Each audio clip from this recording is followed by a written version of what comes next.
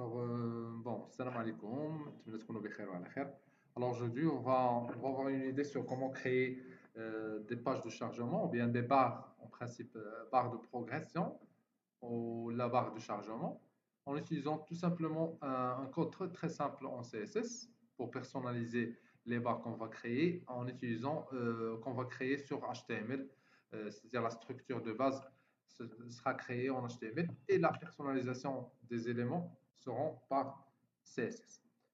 Alors, commençons par la création d'abord des deux premières pages. La première, c'est l'HTML et la deuxième, bien sûr, c'est CSS. Alors, je vais créer la première, HTML. Je l'enregistre, enregistré par exemple sur un dossier que j'ai déjà créé sur mes documents. Je l'ai nommé barre de progression. Alors, je vais mettre un nom à ma page index.html et je vais créer je vais créer une autre page CSS. De la page CSS sera aussi enregistrée dans le même emplacement si vous désirez. Bien sûr, alors je vais le nommer style, par exemple, bar, style bar.css. Voilà. Alors, comme d'habitude, on va faire la liaison. Je vais changer juste le titre.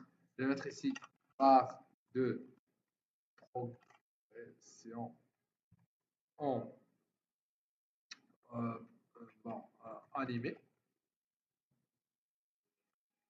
Alors, je vais mettre la liaison, c'est link relative style, style sheet, href. Alors, je vais mettre ici le chemin, c'est style bar.css.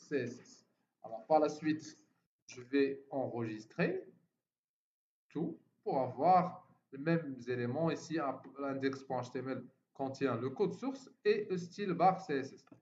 Ce qui est vraiment quelque chose de bien sur l'éditeur de code Dreamweaver. Alors, je vais commencer par la base, c'est-à-dire je vais créer en principe. Bon, alors commençons par le code HTML. Alors, ça va être très simple. Alors, je vais mettre ici une balise nommée H2, par exemple. Pardon, c'est H2, sur lequel je vais mettre tout simplement un titre. Un simple titre. Je vais mettre par exemple ici chargement avec 3 points, par exemple ici, comme ça. Alors ensuite, je vais créer les deux divs que je vais utiliser. Alors, la première, c'est div classe progress. Progress par exemple container.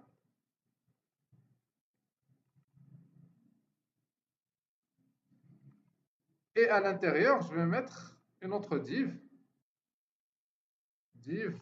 par exemple classe progress bar. Par exemple ici, progress bar. Progress bar. Et voilà. Donc j'ai terminé la partie HTML. Je passerai directement vers la partie CSS. Alors premièrement, je vais commencer par la personnalisation de mon body. Ça marche? Alors mon body sera comme style d'écriture de base ou bien par défaut, style par exemple family, font family. Font family, ça veut dire quoi? Ça veut dire que je vais utiliser la police du texte telle par exemple area ou bien autre style ou bien autre police. Par exemple, je vais utiliser celle-là. Voilà. Le body, pourquoi? Puisque on va appliquer le style à toute la page. Alors c'est pour ça que je vais utiliser le body dans le style de fond family et comme celui-là. Et je vais changer par exemple le background color, je vais mettre une couleur de type par exemple un petit peu sombre ou bien foncé. Je vais mettre par exemple celle-là.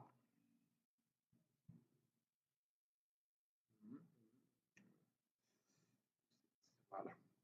Donc bleu foncé.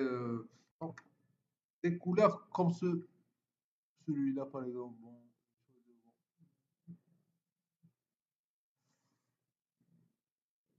Voilà, point virgule.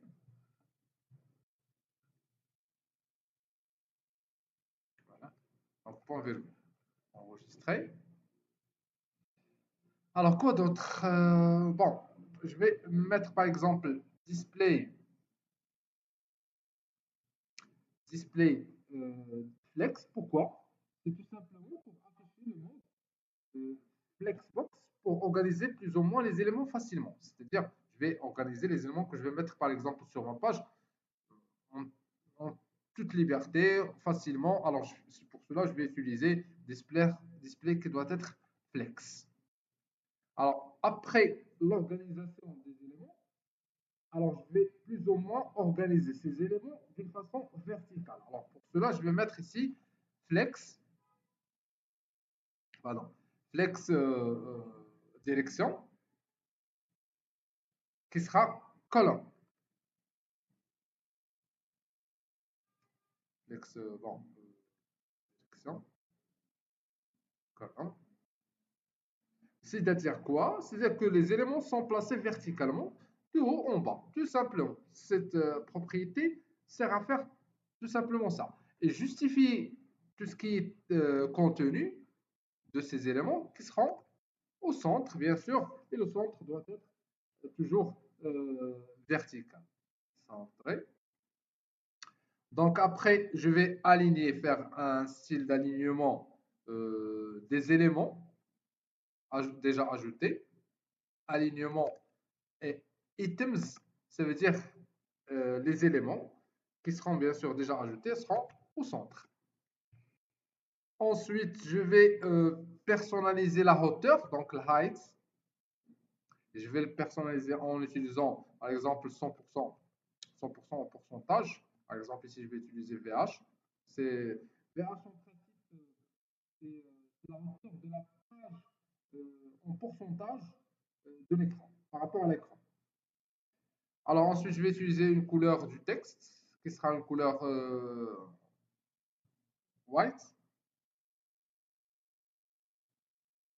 voilà, ou bien en hexadécimal. Et voilà. Alors j'enregistre et je vais tester quand même pour afficher le résultat.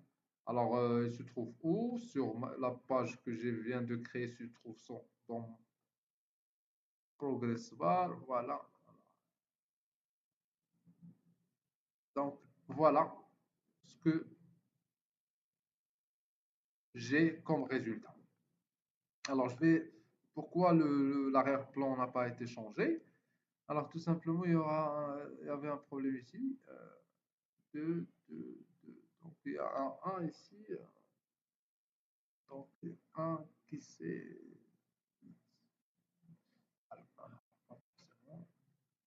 Voilà, donc c'est un petit peu noir. Donc je vais tester. C'est pas celle-là, c'est celle-là. Voilà, actualiser. Voilà. Alors ici, le white, donc texte, couleur. Donc j'ai ici utilisé color. Donc c'est FF. Voilà. Enregistré. C'est bon. Ça marche. Donc tout est euh, en bon. C'est-à-dire la structure, elle est bonne. Voilà. Alors, par la suite, qu'est-ce que je vais faire? Tout simplement, je vais attaquer les classes que je viens de créer. C'est Progress Card Channel. Alors, cette classe, ça va être au départ, je vais utiliser. Pourquoi on utilise cette classe? C'est tout simplement pour faire un style qui sera appliqué en contenu, bien, au contenu de la barre de progression. Progression. Alors, par la suite, je vais mettre ici le widget. Je vais préciser par exemple 400 pixels comme largeur et comme hauteur, je vais utiliser par exemple 15 pixels et le background par exemple color, je vais plus ou moins utiliser une couleur de type bon euh, vert à peu près, non c'est gris.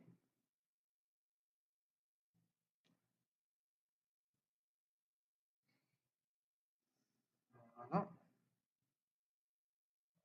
forcément. 3, 7, 5, voilà. Plus ou moins. Donc une couleur sombre.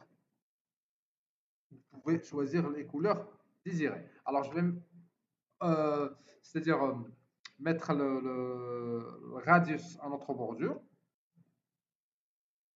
Border, border radius. Border radius. Border tiré radius. Alors, border radius, c'est faire un arrondi des coins des extrémités, c'est-à-dire mettre le carré en arrondi, c'est-à-dire les extrémités de ce carré seront arrondues par quoi? Par un pourcentage ou bien par pixel. Voilà. Et enfin, le overflow, c'est-à-dire la barre du défilement. Chaque, donc, bien, plus ou moins, overflow sera caché, donc hidden. Ça veut dire quoi? Ça veut dire que je dois cacher par la suite ce qui dépasse le contenu.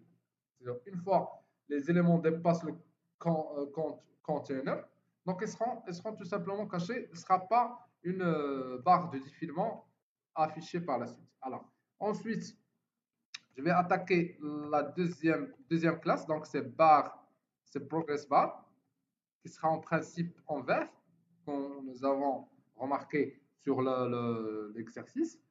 Alors, au départ, je vais appliquer un style à la barre qui se remplit, c'est-à-dire en principe ici dans notre exercice en vert.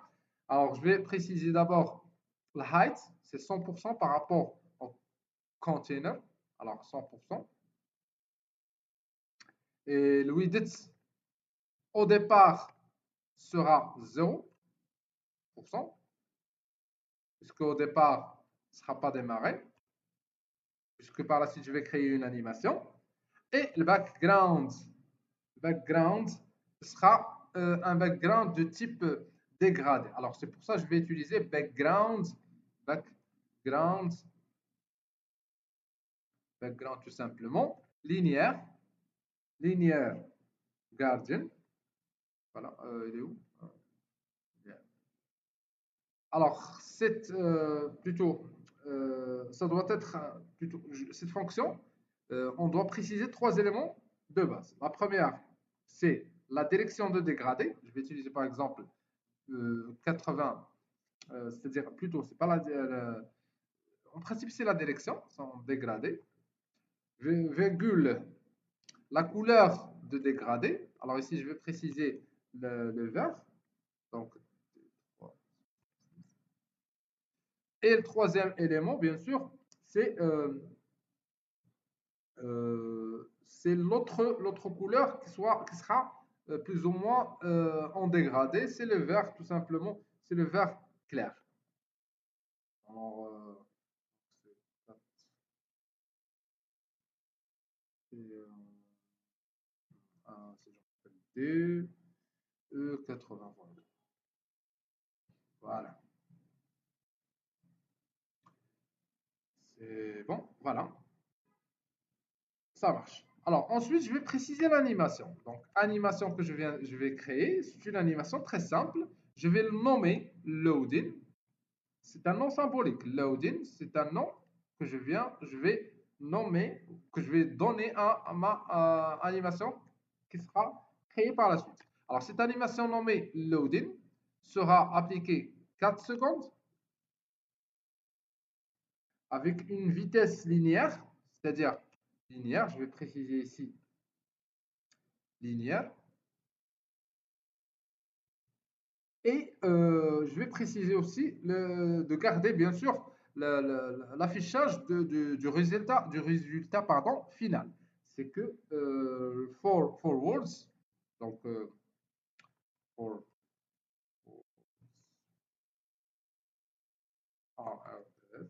forwards, il sera par exemple toujours, dans notre cas, il sera affiché 100%. Alors, j'ai fait appel à l'animation, mais je n'ai pas encore créé l'animation, c'est pour cela je vais créer l'animation. Alors, pour créer une animation en CSS, tout simplement, je vais utiliser keyframes. key frames. Le nom donné à cette animation, c'est loading. Et je vais préciser l'animation. Alors, l'animation en principe, c'est une animation simple que je vais utiliser le départ, c'est-à-dire lorsqu'il est à 0%, qu'est-ce qu'il va faire? Donc, entre accolades d'ouverture et de fermeture, donc le widget sera tout simplement à 0%. Mais lorsqu'il est à 100%, alors à ce moment-là, tout simplement, le widget sera 100%. Donc 100%. Alors, l'étape de 100%, donc le widget sera à 100%. Voilà, point virgule, enregistré. Et je vais plus ou moins appliquer l'animation, bien tester l'animation. Voilà, actualiser. Voilà. Voilà. Ça marche. Donc, نتمنى تكونوا فهمتوا avec plus d'explications. J'ai utilisé plus d'explications sur ce tuto. C'est tout simplement pour comprendre chaque propriété, les éléments de base ديالها ou et ainsi de suite. Voilà, merci pour votre attention. Merci.